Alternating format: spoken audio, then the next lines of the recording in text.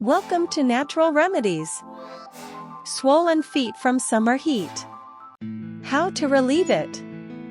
When summertime temperatures rise too much and your feet respond, they will feel very warm or even hot. The longer the heat stays in your feet and you are not up, moving around, your circulation has become stagnant, which allows your feet and possibly your calves to swell up. It is a miserable feeling. The pressure is painful, which makes it hard to walk normally.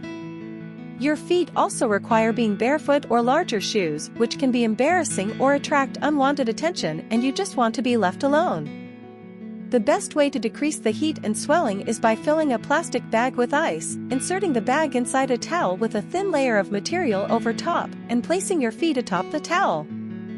Using a spray bottle which has frozen water halfway up from the bottom and cold water from the top of the ice on up to the top of the bottle will provide you with a cold mist for around your swollen calves. After the swelling is gone, take a 5-minute stroll once an hour. Hit subscribe button for more. Thanks!